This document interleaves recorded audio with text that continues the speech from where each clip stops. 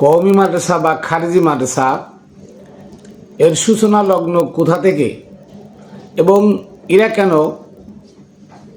নবী ও তার আহলে বায়াতের নাম শুনতে পারে না, নবী এবং আহলে বায়াতের দুশ্মনী করে কেন তারা, এই বিষয়ে আজকে আমি আপনাদের সামনে আলোকপাত করব ইতিহাস থেকে।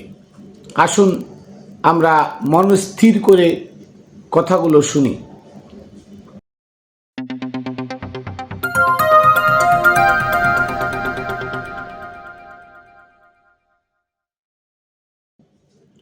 বিসমিল্লাহির রহমানির রহিম। আসসালাতু আসসালামু আলা সাইয়্যিদিল মুরসালিন ওয়া আলিহি আজমাইন। প্রিয় ভাই ও বোনেরা, দেশে দূরে যারা যেখানে আছেন সকলকে জানাই খাতুনে জান্নাত টিভি ইউটিউব চ্যানেল ও ফেসবুক পেজের পক্ষ থেকে আমি মাইনুল কবির শুভেচ্ছা ও অভিনন্দন। আমি আজকে আপনাদের সামনে তুলে ধরব যে এই কওমি মাদ্রাসা বা খারিজি মাদ্রাসা, এই কওমি শব্দের অর্থ কি? কওমি শব্দের অর্থ বংশীয়, আর খারিজি শব্দের অর্থ বহিষ্কৃত। কারা বংশীয় আর কারা বহিষ্কৃত আপনাদের আসলে জানা উচিত, কারণ ব্যাঙের ছাতার মতো সারা দুনিয়াতে এই খারিজি মাদ্রাসাগুলো ছড়ায় পড়ছে এবং নবী বিদ্বেষপূর্ণ যত আচার আচরণ ব্যবহার রীতিনীতি তাদেরকে শিক্ষা দেওয়া হচ্ছে, এবং এখান থেকে বাছাই করে করে ছাত্রপাত্র ভালো ছাত্রগুলোকে নিয়ে আরও বেশি ব্রেন ওয়াশ করা হচ্ছে। কোথায়? ওই সেই মূল খারিজি মাদ্রাসা যেটা প্রতিষ্ঠিত হয়েছিল হিজাজে বা মদিনায়, মদিনা ইউনিভার্সিটি। এই মদিনা ইউনিভার্সিটি নয়, ওটা ইহুদিদের আস্তানা, ওটা খ্রিস্টানদের বড় আস্তানা, যেখানে সবচেয়ে নবী বিদ্বেষপূর্ণ কথাবার্তা বেশি শেখানো হয়। এবং তারপরে রয়েছে আল আজহার বিশ্ববিদ্যালয়। আল আজহার বিশ্ববিদ্যালয় আগে নবীর প্রেম আহলে বায়াতের প্রেমিক জন্ম হইতো, কিন্তু সৌদির সাথে হাত মিলানোর পরে মিশর আজকে আল আজহার বিশ্ববিদ্যালয়ে নবী বিদ্বেষ সৃষ্টি হয়। সেখানে ইমেজানুর রহমান গাজাখুরির মতো নবী বিদ্বেষপূর্ণ মৌলানাদের জন্ম হয়। তো এই খারিজি মাদ্রাসা বা কওমি মাদ্রাসা কে বা কখন প্রতিষ্ঠা হয়েছিল আপনাদের জেনে রাখা উচিত, এবং তারা কেন নবীর প্রতি, নবীর আহলে বায়াতের প্রতি, নবীর বংশধরের প্রতি এত বিদ্বেষপূর্ণ আচরণ করে। তাদের নাম শুনলে কেন এরা গাত্রদাহ হয় এদের, আর গা জ্বলে এরা উল্টোপাল্টা ফতোয়া দেয়। এজিদের মৃত্যুর পরে তার ছেলে এজিদ ইবনে মুয়াবিয়া, তার ছেলে এজিদ ইবনে মুয়াবিয়া মাত্র 4 মাস মসনদে ছিল। এরপরে সে মারা গেল যে কোনো কারণে, তাকে মেরে দেওয়া হয়েছিল মেডিসিন খাওয়ায়, কিন্তু সেটা ইতিহাসে বলে না। যে কোনো কারণে অসুস্থ হয়ে সে মারা যায়। তার মারা যাওয়ার পরে ওসমানের আপন স্বাস্থ্য ভাই, যাদেরকে নবী বহিষ্কার করেছিল, যাদেরকে নবী একঘরে করে রেখেছিল, সেই মারওয়ান ইবনে হিকাম, এই মারওয়ান ইবনে হিকাম এসে খলিফা হয়, উমাইয়া খলিফা। প্রথম খলিফা মুয়াবিয়া, দ্বিতীয় খলিফা ইয়াজিদ, তৃতীয় খলিফা ইয়াজিদের ছেলে ইয়াজিদ ইবনে মুয়াবিয়া, আর চতুর্থ খলিফা হচ্ছে মুয়াবিয়া ইবনে ইয়াজিদ, এবং চতুর্থ খলিফা হয় মারওয়ান ইবনে হিকাম। এই মারওয়ান ইবনে হিকাম যখন খলিফা হয় তখন তার একজন সহচর ছিল, সবচেয়ে বিশ্বস্ত সহচর ছিল, তার নাম ছিল হাজ্জাজ বিন ইউসুফ, যিনি ইরাকের গভর্নর ছিল, এবং জালিম এবং অত্যাচারী ছিল হাজ্জাজ বিন ইউসুফ। হাজ্জাজ বিন ইউসুফ উমাইয়া খিলাফতকে প্রতিষ্ঠা করার জন্য এমন কোনো কাজ নাই যে কাজগুলো সে করে নাই, এমন কোনো জঘন্যতম কাজ নাই। এই হাজ্জাজ বিন ইউসুফ এই মারওয়ান ইবনে হিকামকে পরামর্শ দেয়, কয়েকটা পরামর্শ। 1 নম্বর হলো মুদ্রাস্ফীতি বা মুদ্রার নামকরণ, এবং মুদ্রার একটা নামকরণ, যেমন দিনার দিরহাম, এগুলো হাজ্জাজ বিন ইউসুফের নাম দেওয়া। তারপরে আরবকে আরব রাষ্ট্র বলে ঘোষণা করা, এবং আরেকটা সবচেয়ে বড়, উমাইয়াদের প্রতিষ্ঠার জন্য নবী বিদ্বেষপূর্ণ আচরণগুলো মানুষের মধ্যে ঢুকানোর জন্য সবচেয়ে বড় কারখানা যেটা করেছিল সেটা হচ্ছে খারেজি মাদ্রাসা। তখন এই মাদ্রাসার নাম ছিল কি? খারেজি মাদ্রাসা, বহিষ্কৃত মাদ্রাসা। কাদের দিয়ে? খারেজিদের দিয়ে। কে করেছিল? মারওয়ান ইবনে হিকাম হাজ্জাজ বিন ইউসুফের পরামর্শে। কোথায়?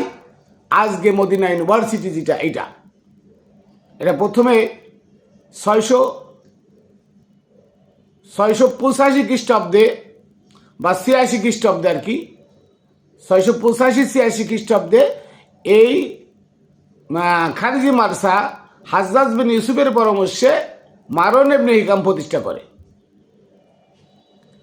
কোথায়? হেজাজে। তখন মদিনা ছিল না, তখন নাম ছিল হেজাজ। আরবের নাম ছিল তখন হেজাজ। এই হেজাজে প্রতিষ্ঠা করে।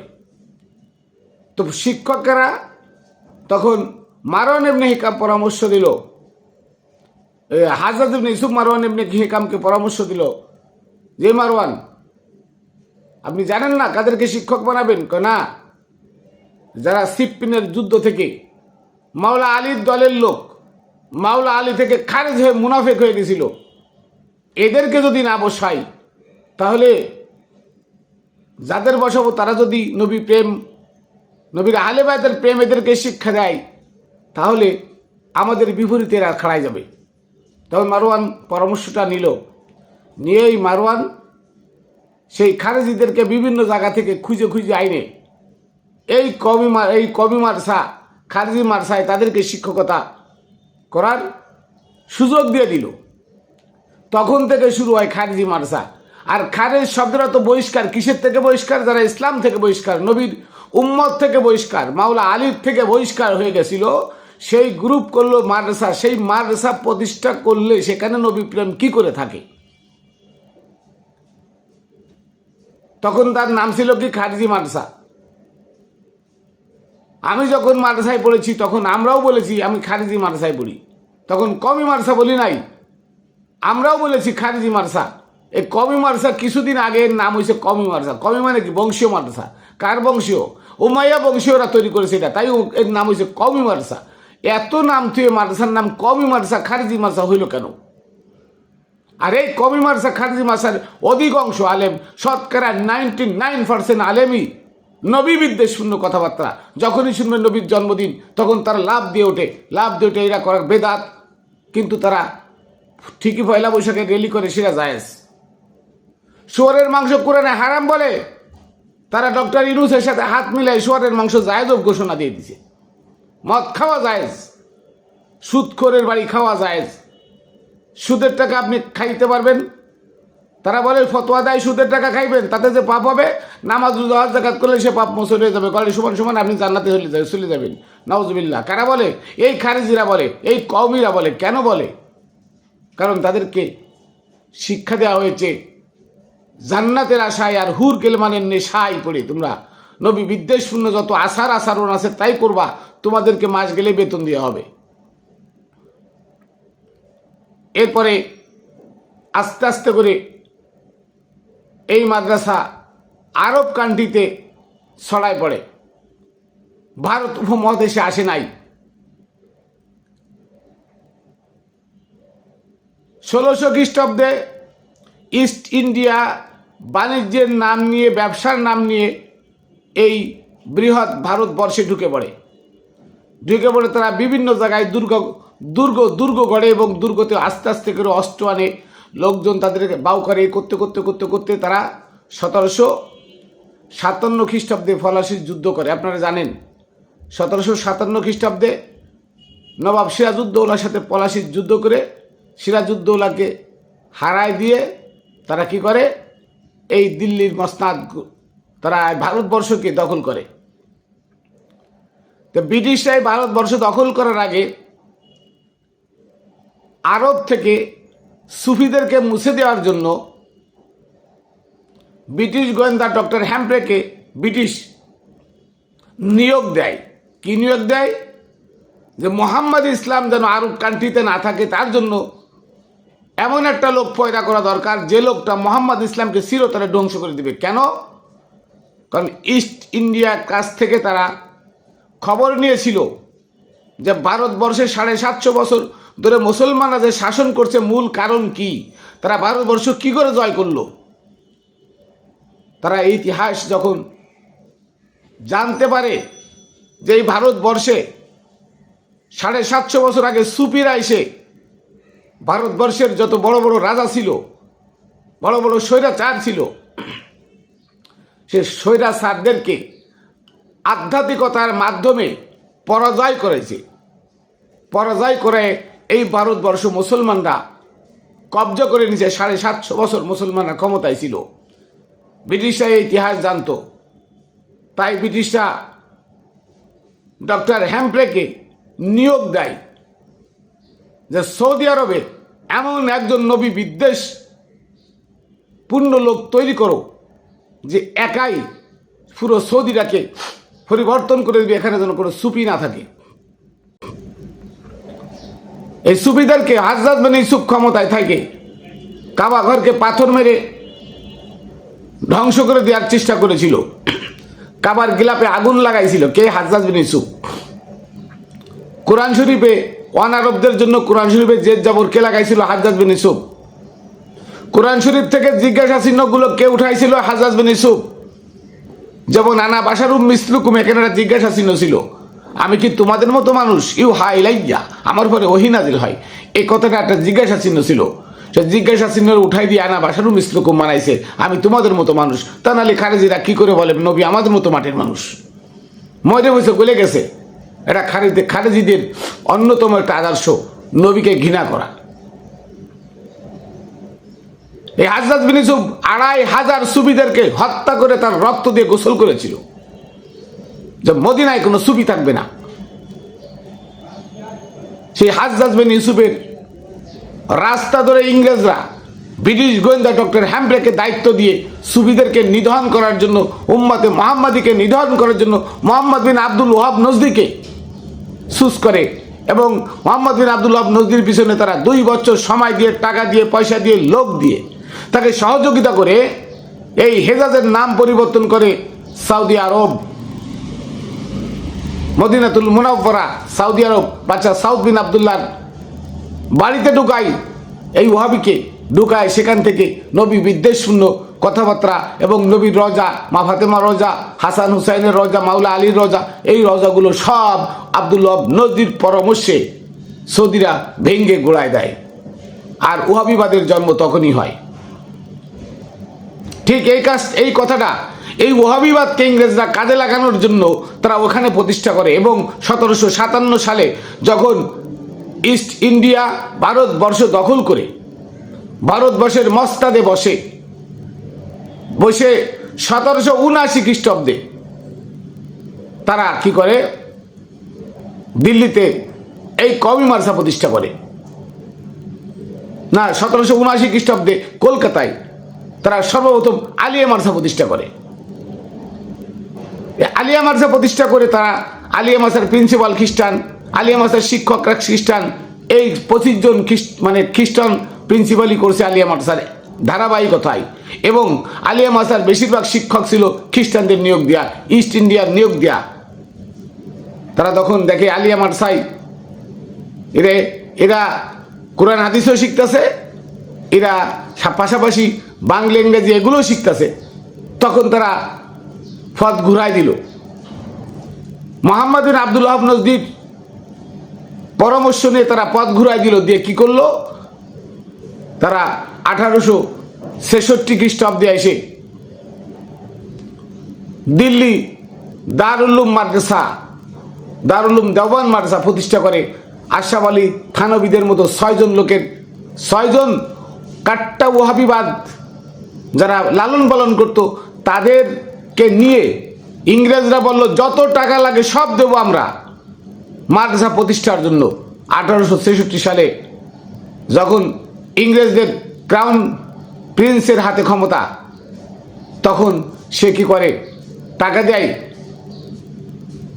ক্রাউন প্রিন্সের স্ত্রী রানী ভিক্টোরিয়া, সে টাকা দেয়, জায়গা কেনে এবং এই দিল্লি দেওবন্দ মাদ্রাসা তখনই প্রতিষ্ঠা হয় এবং এই বিল্ডিং করতে যত টাকা লাগে সেই দেয় এবং এখানে যত ছেলে পেলে পড়বে প্রত্যেককে মাসিক বেতন দেওয়া হবে এবং তাদের 3 বেলা খাবার দাবার টাকা পয়সা তাদের পোশাক পরিচ্ছদ আজও পর্যন্ত দেওয়া হয়। শেখানো হয় কি এখানে যে সিলেবাসের বই পড়ানো হয় সে সিলেবাসগুলো ইবনে তাইমিয়ার লেখা বই, আব্দুল ওয়াহাব নজদির লেখা বই, নাসিরউদ্দিন আলবানির লেখা বই, এই সমস্ত বইগুলো গুছায় সমস্ত ওয়াহাবি খারিজিদের লেখা বই, নবী বিদ্বেষপূর্ণ কথাবার্তা যেখানে আছে, যেখানে আহলে বাইতের বিদ্বেষপূর্ণ কথাবার্তা আছে, সেই বইগুলো সেখানে নিয়ে সেখানে তাদেরকে এইগুলো পড়ানো হয়। আমি নিজেই পড়েছি, আমি যখন মাদ্রাসায় পড়েছি, আজকে নবীর প্রেমের কথা বললে, নবীর সেই ইতিহাস বলতে গেলে আমার চোখে পানি ঝরঝর করে আসে। নবীর আহলে বায়াতের করুণ ইতিহাস বলতে গেলে চোখে পানি চলে আসে। কিন্তু আমি যখন খারিজি মাদ্রাসায় পড়েছি তখন আমার চোখ দিয়ে এক ফোঁটা পানি আসে নাই, অন্তর ছিল পাথরের মতো। কেন? কারণ আমরা মনে করতাম যে আমি খারিজি মাদ্রাসায় পড়ছি, বড় আলেম, আমি তো জান্নাতে হাসতে হাসতে যাব, জান্নাত আমার জন্য ফরজ। আজকে যখন সুফিবাদে এসে দেখছি জান্নাত তো আমার ডাইন হাতে বাম হাতে, আমাকে কামাই করে নিতে হবে। কিভাবে? আত্মশুদ্ধি লাভ করে, আত্মশুদ্ধি ছাড়া জান্নাত হবে না। আর তখন আমরা পড়েছি আলেম হইলেই সে জান্নাতে চলে যাবে, হাফেজ হইলে সে 10 জন কাটটা কাফের জান্নাতে নিয়ে চলে যাবে, নাউযুবিল্লাহি মিন যালিক। তাই আমাদের চোখে পানি ছিল না, অন্তর ছিল পাথরের মতো। নবীর ঈদে মিলাদুন নবী দেখলে আমরা লাফাই উঠছি, বেদাত বেদাত বেদাত, শিরিক, মিলাদ পড়া যাবে না, কিয়াম করা যাবে না। আমি এইগুলো তখন শিখেছি, কারণ আমি নিজেই ভুক্তভোগী। জামাত ইসলাম যখন করেছি তখন সেম একই জিনিস, নবীর সিরাত পালন করেছি আমরা, নবীর ঈদে মিলাদুন নবী করি নাই। অথচ ঈদে মিলাদুন নবী করা ফরজ, আল্লাহ ফেরেশতাদেরকে নিয়ে করেন, আমাদেরকে বলছেন করতে, তাহলে ঈদে মিলাদুন নবী করা ফরজ। সূরা মারিয়ামের 33 নম্বর আয়াত আছে ঈদে মিলাদুন নবী পালন করা ফরজ। আজকে তারা পয়লা বৈশাখের র্যালি করে, এটা ফরজ। ঈদে মিলাদুন নবীর কথা শুনলে বলে কি বেদাত বেদাত। কেন কয়? কারণ এরা তো বহিষ্কৃত দলের অংশ, অন্তর্ভুক্ত। খারেজি মানে বহিষ্কৃত। কিসের থেকে বহিষ্কৃত? ইসলাম থেকে বহিষ্কৃত। এদের মধ্যে ইসলাম নাই, এদের মধ্যে ওহাবিবাদ আছে। আর এই দারুল উলুম দেওবন্দ মাদ্রাসা থেকে লক্ষ লক্ষ খারেজি তৈরি হয়ে, লক্ষ লক্ষ খারেজি ধর্ম বিরোধী, ধর্মের শত্রু তৈরি হয়ে সারা দুনিয়াতে ছড়াই পড়ছে আজকে ব্যাঙ্গের ছাতার মতো। আর এই মাদ্রাসার 1995-96 সালে আইসে মডার্ন নামকরণ করা হয়, সে নাম হলো কওমি মাদ্রাসা। কি মাদ্রাসা? কওমি মাদ্রাসা। কিন্তু এর আগে ছিল কি? এর আমরা যখন বলেছি না, আমরা বলেছি খারিজি মাদ্রাসায় পড়ি। ভাই আমরা খারিজি মাদ্রাসা থেকে আইছি, ধান দেন, চাউল দেন, টাকা দেন, বাঁশ দেন, আমরা কালেকশন করতাম। এটা এইভাবে বাড়ি বাড়ি যে বস্তা নিয়ে কালেকশন করতাম, আমাদেরকে ভিক্ষা করানো শেখানো হইতো। কেন? কারণ বহিষ্কৃত, এদের মানুষের দান ধ্যানে চলে। কারণ বাংলাদেশের একটা মাদ্রাসায় ইংরেজরা টাকা দেয়। সে মাদ্রাসা কোনটা? আটহাজারী মাদ্রাসা। কত সালে প্রতিষ্ঠিত? 1901 সালে। 1901 সালে দারুল উলুম দেওবন্দ থেকে যখন বেশ কিছু আলেম তৈরি হয়ে গেল বাংলাদেশের, ইংরেজদের কাছে যে বলল যে আমাদের বাংলাদেশে আমাদের দরকার, মাদ্রাসা দরকার, তখন তারা ইংরেজরা চুজ করলো আটহাজারী মাদ্রাসা। 8,000 জায়গা নিয়ে ওখানে বিশাল প্রতিষ্ঠান করে দিল। আপনারা গেলে দেখবেন যে বিশাল বড় প্রতিষ্ঠান ইংরেজদের টাকায়। আজও ইংরেজরা এখানে যত ছেলে পেলে লেখাপড়া করে তাদের 3 বেলা খাবারের টাকা এবং শিক্ষকদের বেতনের টাকা, এগুলো সব কে দেয়? সব ইংরেজরা দেয়। কারে দেয়? ওই মাদ্রাসার পরিচালনায় 3 জন ব্যক্তি আছে। 3 জন ব্যক্তির অ্যাকাউন্টে, যৌথ অ্যাকাউন্টে প্রতি মাসে 1 তারিখের মধ্যে টাকা ঢোকে, না হয় যায় দেখে আসেন।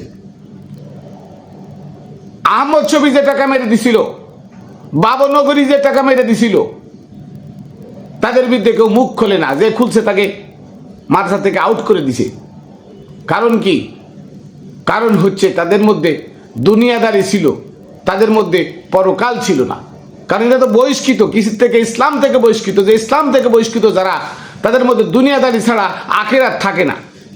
তারা আজকে যতই ওয়াজ করুক, আজকে এই যত মাদানিরা আছে মদিনা ইউনিভার্সিটি থেকে পাশ করে আসে, আল আজহার বিশ্ববিদ্যালয় থেকে পাশ করে আসে, এদের মধ্যে বেশিরভাগ এদের ভিতরে আবু বকর ওমর উসমান মুয়াবিয়ার গুণ কীর্তন ঢোকানো হয়। মুয়াবিয়াকে অস্বীকার করলে আবু বকর ওমর উসমানকে অস্বীকার করে না।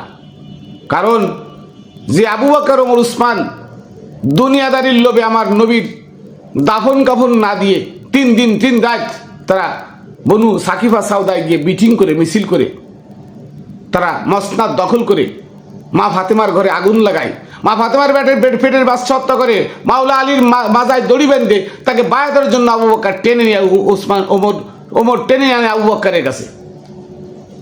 আপনারা এখন বিলাল আজান দিছিল, আজান আবিষ্কৃত হওয়ার আগে বিলালকে মাইরে মদিনা ছাড়া করে দিছিল ওমর। সালমান ফার্সি আবু বকর কাছে বায়াত গ্রহণ করেছিল না, সালমান ফার্সিকে মাইরে ওমর তাকে মদিনা থেকে বিদায় করে সালমান ফার্সি চলে যায় বাগদাদের ইয়ানা শহরে। বাগদাদের ইয়ানা শহরে তার জীবন কাটাইছে। ইয়ানা শহরে আবু জার গিফারি তাকে উসমান বনবাসে দিয়ে দিল। 18 জন লোক আমার মাওলা আলীর কাছে বায়াত গ্রহণ করা ঈদে গাদিরে, বিদায় হজের ভাষণে ঈদে গাদিরে মাওলা আলীর কাছে 1,25,000 লোক বায়াত গ্রহণ করেছিল। তার মধ্যে মাত্র 18 জন লোক ছাড়া বাকি যত লোক আছে সব ছিল পথভ্রষ্ট মুনাফিক। ওমরের অত্যাচারে তারা মদিনায় ছিল না। আর আজকে আপনারা কন বিলাল আজান দিছে মসজিদে নববীতে, নাউজুবিল্লাহি মিন জালিক। ইতিহাস পড়েন, তারিখে তাবারি টাইনে পড়েন, তাহলে সত্য কথাটা বলতে পারবেন। ইসলামের সর্বপ্রথম ইতিহাস যে লেখে সেটা তারিখে তাবারি, তার আগে কোনো ইতিহাস লেখা হয়নি। এই তারিখে তাবারি এনে পড়েন। ব্রিটিশরা ইতিহাস লিখছে একটা ইতিহাস, পিকে হিট্টি, ইতিহাসটা এনে পড়েন। সত্য যদি জানতে চান, কথা নাই, আছে 10% আর 90% আছে মিথ্যা কথা। আজকে এই খারিজিরা কেন নবী বিদ্বেষপূর্ণ আচরণ করে? কারণ তাদের মূলেই হচ্ছে নবী বিদ্বেষের বিরুদ্ধে, মানে নবী বিদ্বেষের পক্ষে আর কি। নবী বিদ্বেষের পক্ষে শুরু থেকেই তাদেরকে জন্ম দেওয়া হয়েছে নবী বিদ্বেষপূর্ণ আচরণের জন্য। তাহলে সেখানে আজকে বল্লার থাকে মধু পাইবেন কোত্থেকে? এটা বল্লার চাক বানানো হয়েছে, ভীমরুলের চাক বানানো হয়েছে। তারা বিষাক্ত, তারা কামড় দিলে মানুষ ব্যথায় চিল্লায়। আজকে দেখেন, আমার কথা নাই, আজকে দেখেন এই মামুনুল হক 3 বার বলৎকারে ধরা খেয়ে 15 দিন জেলও কাটছে, তার বাপ মুসলেকা দিয়ে ছুড়াইছে। সে তার এক ডাকে 18 জন মানুষ জীবন দিল। সারা বাংলাদেশে মানুষ রক্তাক্ত হলো গুলি খেয়ে, হাসপাতালে ব্যথায় কাতরাচ্ছে। কারোর খবর না নিয়ে সে আর একজনের বউ নিয়ে নারায়ণগঞ্জ রিসোর্টে গিয়ে মজা মারে। তার অ্যাকাউন্টে 70-80 কোটি টাকা করতে গেল, ইংরেজদের টাকা, ইংরেজদের টাকা। আজকে তার হুঙ্কার দেখছেন, এত হুঙ্কার দেয়। আবার সে মেয়েলি ব্যাপার নিয়েই পড়ে থাকে সারাদিন। তারা এত হুঙ্কার দেয়, প্রত্যেকটা কওমি মাদ্রাসা, খারিজি মাদ্রাসায় বলৎকার প্রতিনিয়ত ধরা পড়তেছে। কই একটা মাদ্রাসার হুজুররা, এত বড় বড় মাদানিরা আজ পর্যন্ত দেখছেন বলৎকারের বিরুদ্ধে একটা কথা বলছে? একটা বিবৃতি দিছে? দেয় নাই, বরঞ্চ বলৎকারকে বাঁচানোর জন্য মিথ্যা বিবৃতি দিচ্ছে তারা। কারণ কি? কারণ কি? এই বলৎকারে দেয় লূত আলাইহিস সালামের বংশকে ধ্বংস করা হয়েছে। এই বলৎকারের সাজা কোরআনের মধ্যে যেটা আছে, হাররিকুহুমা, উভয়কে জ্বালায় দাও আগুন দিয়ে। এত বড় কঠিন সাজা বলৎকারের। আজকে মসজিদে মন্দিরে না, মসজিদে মাদ্রাসায় আজকে প্রতিনিয়ত বলৎকার হচ্ছে। আর এই মোল্লারা, একটা মোল্লা বলৎকারের বিরুদ্ধে কথা বলে না। তাদের কথা হলো মাজারে গিয়ে মাজার ভেঙে ফেলাও। কারণ মাজার আলাদা, নবীর প্রেমিক, ওটা ভেঙে ফেলাও। কারণ এই নবী বিদ্বেষপূর্ণ মনোভাব তাদেরকে সৃষ্টি করা হয়েছে ওই সেই হেজাজের এই মাদ্রাসা, খারিজি মাদ্রাসা থেকে। আজকে এই মাদ্রাসার নাম খারিজি মাদ্রাসা, এই মাদ্রাসার নাম খারিজি মাদ্রাসা, মডার্ন করা হয়েছে কওমি মাদ্রাসা। তাহলে আজকে নবী বিদ্বেষপূর্ণ আচরণ আমাদেরকে কেন শেখানো হয়? ইংরেজরা জানে যে দেশে যদি সুফিদেরকে ধ্বংস করা হয়, সুফিবাদকে ধ্বংস করতে পারি, তাহলে আমরা আজীবন থাকতে পারবো। কিন্তু ইংরেজরা পারে নাই। সুফিরা ছিল, সেই সুফিদের আন্দোলনে 1947 সালে ইংরেজরা দেশ থেকে কেন গেছে? কাদের আন্দোলনে গেছে? এই ভারতবর্ষে হিন্দু বেশি ছিল, মুসলমান কম ছিল, কিন্তু শতকরা 75% মুসলমানই ইংরেজদের বিরুদ্ধে লড়াই করে ইংরেজদের তাড়াইছে। আপনি দেখেন ইতিহাস, হিন্দুরা তো ছিল না। এই 75% ইংরেজ বিরোধী কারা? তারা সব সুফিবাদের লোক, একটা খারেজির লোক ছিল না। খারেজিরা এই আশরাফ আলী থানভী, তারপরে এই যে গাঙ্গুবি, রশিদ আহমেদ গাঙ্গুবি, ইসমাইল হোসেন দেহলভি, এই যারা আছে এগুলো সব ইংরেজদের সাথে হাত মেলাইছে। আর সুফিবাদের লোকজনগুলো তারা ইংরেজদের বিরুদ্ধে লড়াই করছে, লড়াই করে ভারতবর্ষকে ইংরেজ মুক্ত করছে সুফিরা। ইতিহাস জেনে দেখেন, সুফিরা ইংরেজ মুক্ত করছে। টিপু সুলতান ইংরেজদের সাথে শেষ বিন্দু দিয়ে লড়াই করেছে। টিপু সুলতান কে ছিল? খারেজি ছিল না, সে সুফিবাদের লোক ছিল, নবী প্রেমিক ছিল, মাওলা আলীর প্রেমিক ছিল। আজকে সেই খারেজি মাদ্রাসা আমাদের মোড়ে মোড়ে ব্যাঙ্গের ছাতার মতো উঠে গেছে। ভাইয়ের আমার, বন্ধুরা আমার, এই খারেজি মাদ্রাসায় আপনার ছেলে মেয়ে লেখাপড়া করায় জান্নাত তো দূরের কথা, জাহান্নামের দ্বার প্রান্ত বুঝাইতে পারবেন না। এরা এত বড় মুনাফিক, এরা এত বড় জাহান্নামী এবং এত বড় নবী বিদ্বেষী এবং নবী বিদ্বেষশূন্য কথাবার্তা এদেরকে শেখানো হয়। এরা হিংস্র জানোয়ার, হিংস্র পশু। আমি জানি যে এরা কত বড় হিংস্র। কিছু হলে লাঠি নিয়ে পড়বে, ওরা যুক্তি নেবে না, ওরা আপনার কাছে পরামর্শ নেবে না, ওরা দলিল নেবে না। হুজুরে বলছে করতে হবে, ওটা কোরআনে না থাক মানি না, হুজুর কইছে ওটা মানি। মানে এরা এত হুজুর প্রেমিক। আসুন, যে খারেজি মাদ্রাসার ইতিহাসটা জানলাম। এই কওমি মাদ্রাসার অপর নাম খারেজি মাদ্রাসা, মানে বহিষ্কৃত মাদ্রাসা। কিসের তো বহিষ্কৃত? মাওলা আলীর ইসলাম থেকে বহিষ্কৃত হয়ে গেছিল যারা, তাদেরকে নিয়ে মাদ্রাসা প্রতিষ্ঠা করলে সেই মাদ্রাসার মধ্যে মাওলা আলীর প্রেম কই পাবেন? সেই মাদ্রাসার মধ্যে আহলে বায়তের প্রেম কই পাবেন? সেই মাদ্রাসার মধ্যে নবীর প্রেমিক কোথায় পাইবেন? নবীর বংশধরকে মদিনায় জায়গা দিল না এই খারেজিরা। নবীর বংশধরকে মদিনা থেকে বিতাড়িত করা হয়েছে। একটা নবীর বংশধর মদিনায় খুঁজে পাবেন না। যারা বলে সৈয়দ, ওরা আবু বকরের বংশধর সৈয়দ, রৌমাইয়া বংশধর সে পালা সৈয়দ, অরিজিনাল সৈয়দ কেউ মদিনাতে নাই। বড় কষ্ট হয় আজকে এই বিদ্বেষপূর্ণ আচরণ দেখলে, ওয়াহাবিদের বিদ্বেষপূর্ণ আচরণ দেখলে। আজকে বাধ্য হলাম আপনাদের কাছে ওয়াহাবিদের এই খাতাপত্র খুলে দিতে। তারা আজকে তাবলীগ কে আবিষ্কার করেছে? 1925 সালে কে আবিষ্কার করেছে? ইংরেজদের হাত ধরে আবিষ্কার হয়েছে।